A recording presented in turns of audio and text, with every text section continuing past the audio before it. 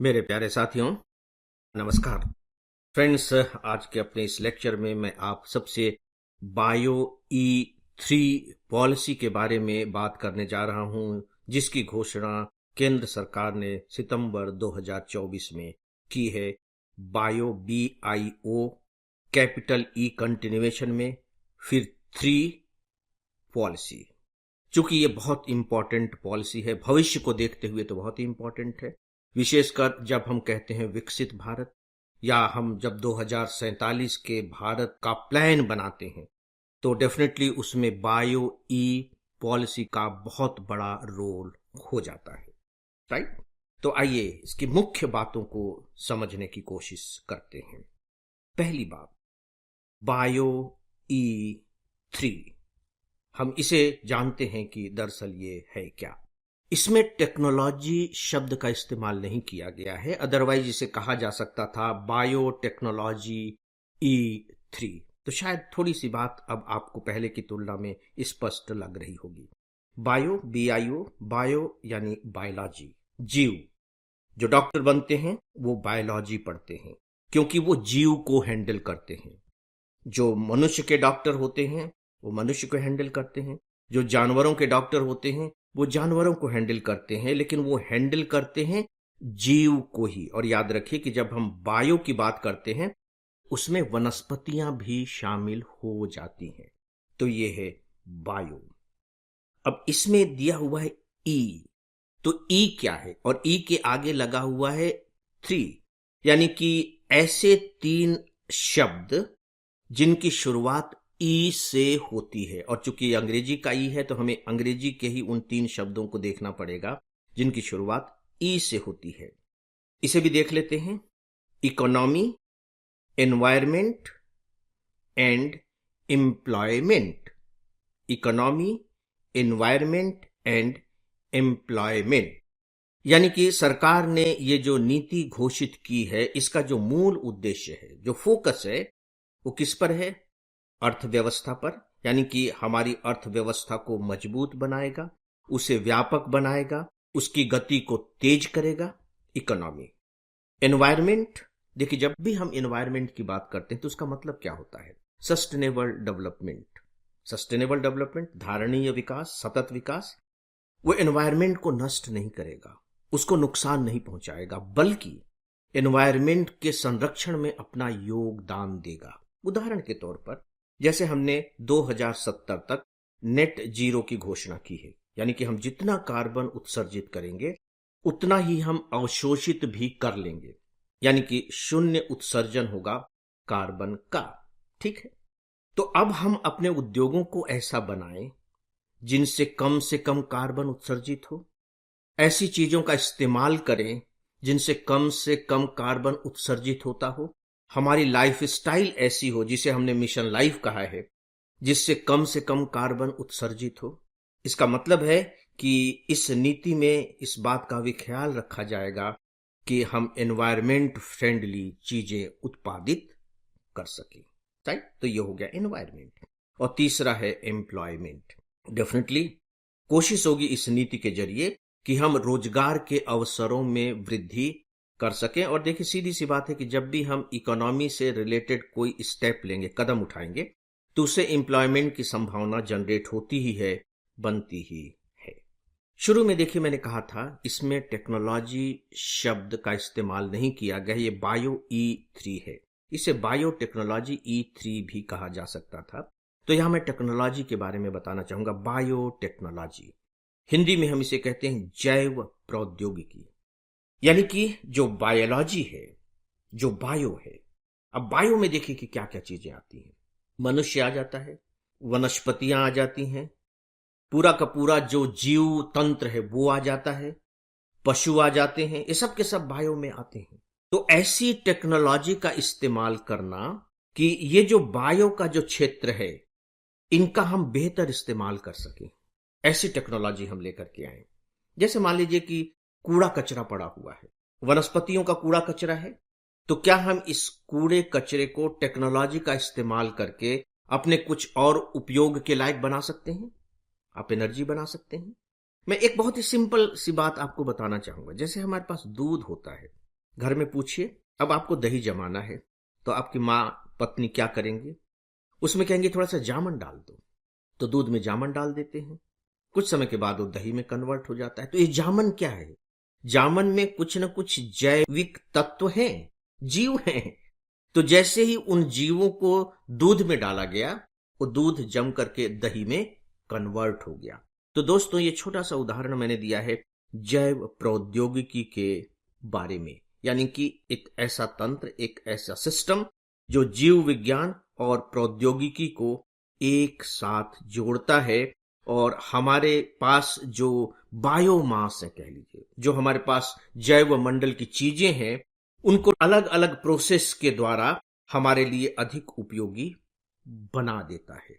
हमारे लिए उपयोगी भी बना देता है, और इस नीति के अनुसार अगर हम कहें तो केवल उपयोगी ही नहीं बनाता है, बल्कि ये जो पृथ्वी नामक हमारा ग्रह है, इसे संरक्षित भी करने में अपना योगदान देता है।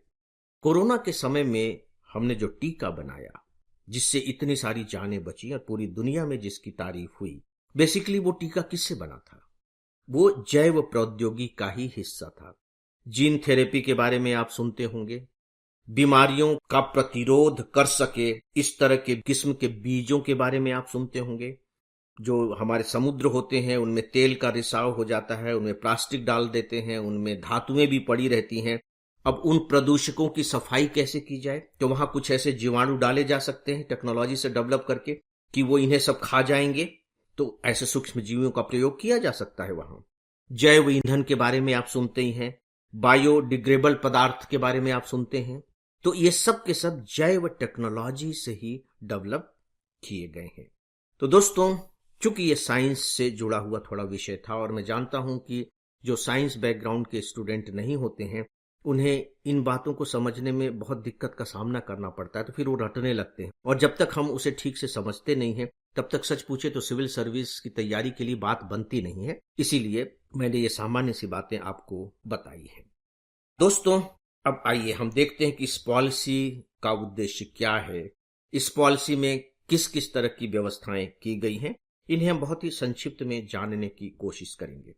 उद्देश्य मैं आपको बता चुका हूं, एनवायरमेंट, इकोनॉमी, एम्प्लॉयमेंट, बायोटेक्नोलॉजी का इस्तेमाल करते हुए। तो इसमें व्यवस्थाएं क्या क्या की गई हैं, बस हम संक्षिप्त में उन्हें देख लेते हैं। चूंकि देखिए, साइंस है, टेक्नोलॉजी है, तो आपको अनुसंधान और इनोवेशन पर तो जोर देना ही पड़ेगा। तो सरकार एक ऐसा वातावरण तैयार करेगी, फंड्स देगी, सेंटर बनाएगी, जहां बायोटेक्नोलॉजी पर ज्यादा से ज्यादा अनुसंधान किए जा सके, इनोवेशन किया जा सके, और उसे बाकायदे फिर हमारे अर्थव्यवस्था से जोड़ा जाएगा, इंडस्ट्री से जोड़ा जाएगा। और खासकर जो केमिकल इंडस्ट्री है, उनमें तो बहुत ही ज्यादा इस टेक्नोलॉजी के इस्तेमाल की गुंजाइश होती है। और जो हमारे केमिकल इंडस्ट्री होते हैं, आप सोच करके देखिए कि वो एनवायरमेंट को कितना खराब करते हैं, खासकर हमारे जल संसाधनों को। अगर वहां इस तरह की टेक्नोलॉजी से इनको बेहतर बनाया जा सका, तो पर्यावरण की दृष्टि से वह कितना उपयोगी हो सकता है।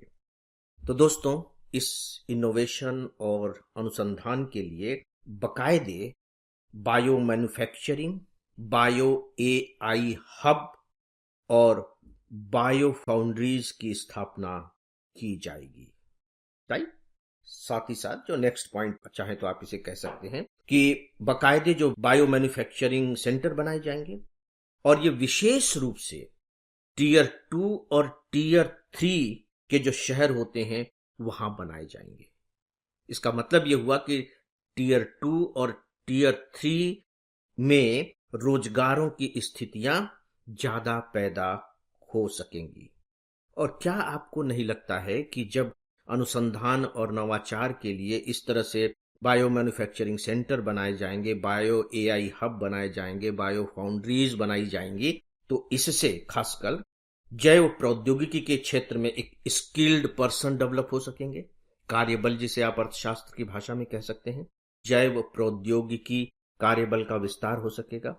जैसा कि मैं शुरू में कह चुका हूं, डेफिनेटली इससे नेट जीरो कार्बन अर्थव्यवस्था और सर्कुलर बायो इकोनॉमी डेवलप होगी, और इससे धारणीय विकास को बढ़ावा मिलेगा। यहां देखिए, मैंने bio economy circular bio economy की बात की है। सर्कुलर इकोनॉमी क्या होती है? सर्कुलर का मतलब होता है वृत्त, गोल घेरा, यानी कि एक ऐसी इकोनॉमी जिसमें चीजें गोल गोल घूम रही हैं। इसका जो संबंध है ना, यहां मैं केवल समझाने के लिए कह रहा हूं कि हम एक चीज उत्पादित करते हैं, उसका उपयोग करते हैं और इसके बाद उसको फेंक देते हैं। नहीं, हम उत्पादित करेंगे, उपयोग करेंगे और उपयोग करने के बाद उसको फिर से रिन्यू करेंगे और फिर से उत्पादन करेंगे। इस तरह से चीजें गोल घेरे में घूमने लगेंगी। तो ये तो जनरल टर्म है सर्कुलर इकोनॉमी। यहां है bio economy, circular bio economy, यानी कि जो जैव पदार्थ होंगे, जो जैव संसाधन होंगे। जैव संसाधन के बारे में मैं आपको बता चुका हूं, वनस्पतियां, जीव जंतु, ये सब जैव संसाधन है। इनका उपयोग इस तरीके से किया जाएगा, रिन्यूअल तरीके से किया जाएगा कि इससे धारणीय विकास हो सकेगा, क्योंकि इनका कोई भी दुष्प्रभाव पर्यावरण पर नहीं पड़ेगा। तो इसे कहते हैं सर्कुलर इकोनॉमी।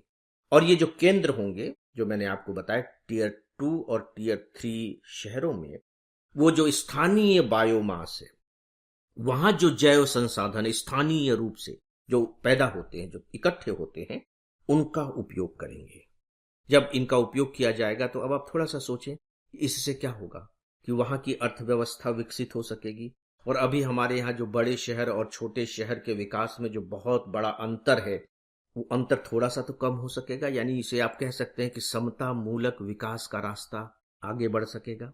तो दोस्तों, ये कुछ उपाय इसमें किए जाएंगे जो मैंने आपको सामान्य तौर पर बताए हैं, और मुझे लगता है कि जनरल स्टडीज की दृष्टि से इतना पर्याप्त भी है। अब मैं थोड़ी सी चर्चा करना चाहूंगा कि किन किन क्षेत्रों में ये काम किया जाएगा, क्या क्या किया जाएगा। और मैं बहुत ही संक्षिप्त में आपके सामने ये रखने जा रहा हूं, क्योंकि आप समझ जाएंगे। एक तो जैव आधारित रसायन और एंजाइम बनाए जाएंगे, जैव आधारित।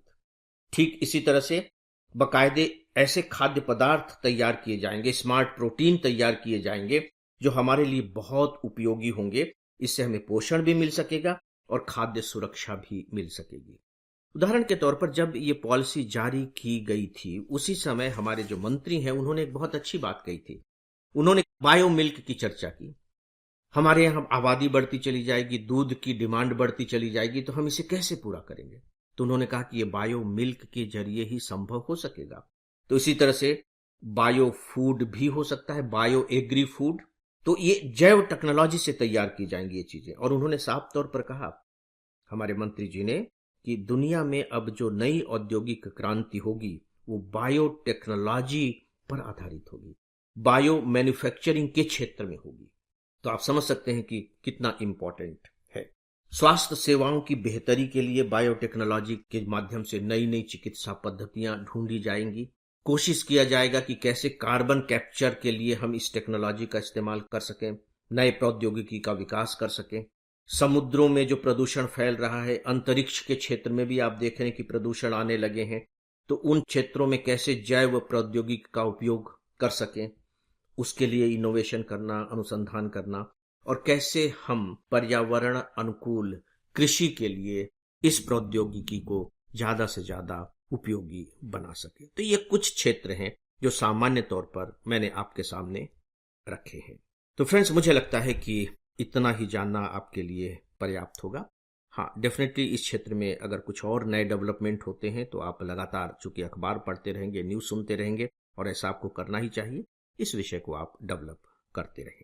तो दोस्तों, इस विषय के बारे में बस इतना ही, और इसी के साथ ही अब आज के इस डेली ऑडियो लेक्चर को यहीं समाप्त करता हूं। नमस्कार।